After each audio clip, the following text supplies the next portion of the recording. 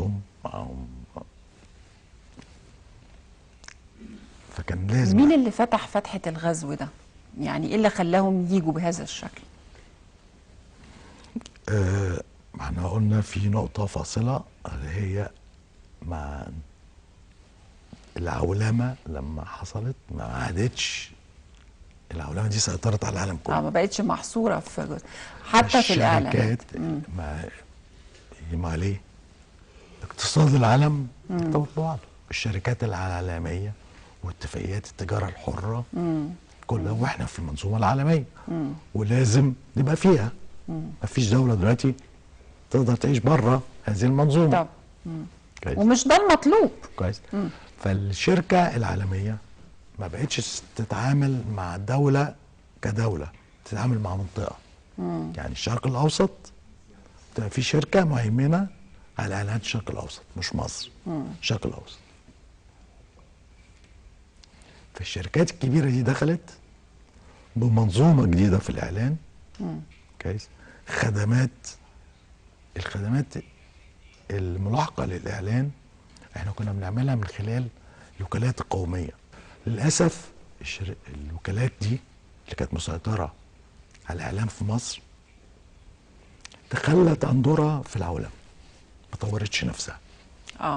واحنا المخرجين ما قدرتش تواجه الغزو الكبير ده، لأن كان في خدمات لازم دراسة تسويقية، دراسة سوق، حاجات كتيرة تتعمل، خدمات للعميل، حاجات كتيرة، تطور في الشكل الإعلاني نفسه. بالظبط. يعني في ناس طبعا نجحت تخرج بره دول، زي مثلا استاذ طاهر نور. وممكن نقول ان هم ما قدروش برضو يواجهوا كده لاعتبارات ماديه، ما قدروش ان هو يجابهوا ده كله اعتبارات ماده يعني. في الوقت ده ايوه الاستاذ طارق نور طبعا في الوقت ده كان بدأ يظهر بقوه يعني. طبعا وهو كان مستقل بشركته. فما كانش ملتزم بيهم قوي، وطور نفسه ومشي مع كان قدامي بقى ان انا اخش السوق، تسارع الامواج. بس كانت عايزه مبالغ كبيره جدا، مبالغ كبيره. يا اما اخش في تحالف مع شركات لبنانيه خليجيه نقدر نخش بقى الشكل الجديد. وليه ما حبيتش تعمل كده؟ انا كان جوايا عايز ارجع رغبه في انك ترجع للاخراج التلفزيوني، تعمل اعمال كبيره ليها قيمه وليها اهداف تانية. فعملت اللي فات سات مع استاذ سامر حبيب، شجعني نعملها.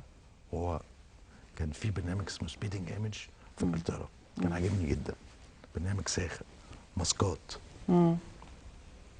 فقال لي نقدر نعملها؟ قلت له نقدر نعملها. طبعا دي حاجه كانت جديده علينا.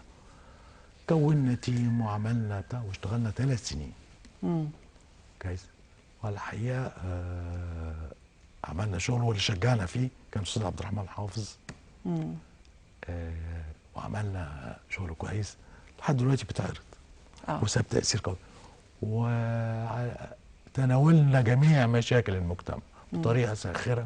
لقيت نفسك اكتر في الجزء ده في شغل المسلسلات؟ كانت حاجه جديده عليا. يعني حكايه الماسكات دي انا ما كنتش دارسها قبل كده، بس شفت بتتعمل ازاي والميكانيزم ازاي، وجبنا ناس من مصر على العرايس ومرناهم بطريقه جديده وشكل جديد، والديكورات عملنا حاجه قويه جدا يعني. طب انا عايز ارجع للاعلان، لان حضرتك برضو اشتغلت فتره كبيره في الاعلانات، والاعلان له دور كبير جدا برضو ومؤثر زيه زي الاعلام بالظبط، واصبح دلوقتي الاعلان هو اللي بيأثر في الاعلام بالظبط. اشرح لي كده الجزئيه دي، مدى تأثير الاعلان في الاعلام، والى متى يعني سيظل البرنامج التلفزيوني الكبير او المسلسل او الفيلم مرتبط بالاعلانات وبدون سقف للرقابه؟ مفيش رقابه على الاعلانات دلوقتي، برضو شكل الاعلان اختلف كثير. يعني حضرتك اللي انت قلتيه ده هي دي المشكله. دي مشكله كبيره. ازاي بالظبط كده بين المطرقه والسندان. ايوه هي كده. العصر ده هو عصر المسوقين.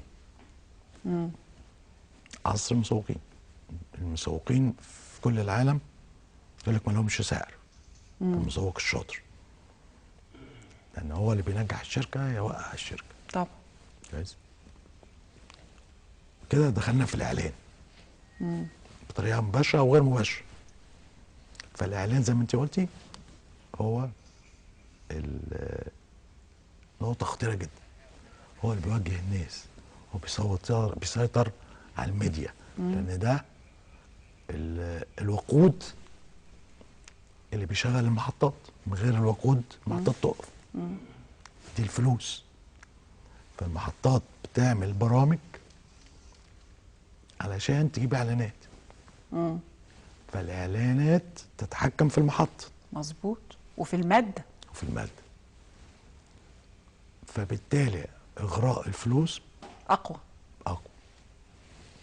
فعدم وجود رقابه او ناس واعيه للمستقبل، ومفيش زي ما قلت مجتمع مدني. ما هي رقابه بقى من جهات مختلفه. سواء من الدوله سواء من المجتمع. تحمي الصناعه دي. حاصل فيه فوضى. هو ده بيحصل في كل الدول العالم ولا بتبقى برضو عليهم رقابه؟ ولا بتحصل الى حد ما، بس في قيود وفي خطوط حمراء تمنع دول يخشوا. يعني مثلا في الخارج مفيش حاجه اسمها اعلان يقول اللي هو عايز يقوله. في رقابه. احنا ما عندناش الكلام ده. مش موجود. احنا محتاجين تشريع بقى من البرلمان خاص لازم. بهذا الموضوع، لانه الاعلان دلوقتي اصبح بيتحكم في سياسه الدوله. ممكن لانه بيتحكم في برنامج معين بضيف معين بسياسه معينه اللي بيحددها المعلن او صاحب القناه او حسب الاتفاق ما بين صاحب القناه والمعلن. فدي كارثه. وبعدين في الزام ان كميه الاعلانات اللي تنزل حد معين، ما تفضلش كده اعلانات وخلاص. ايوه. ما انا بحمي المشاهد. لازم في قيود موجوده، مش كده على الفاضي ومليان. لا. الفوضى دي مش موجوده بره. لا. واصبح دلوقتي كمان كتر الاعلانات بهذا الشكل والسيل الكبير طبعا من الاعلانات بيفقد العمل بريقه.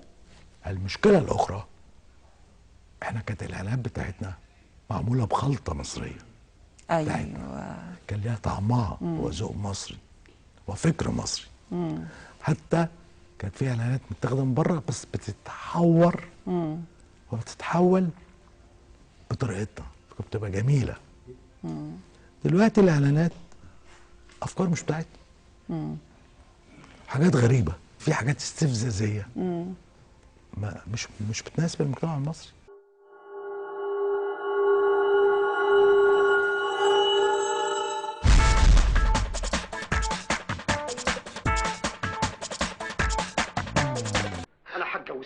هتجوزك وانا مغمض العين مسدود الانف والاذن والحنجره والله معي. رد قلبي.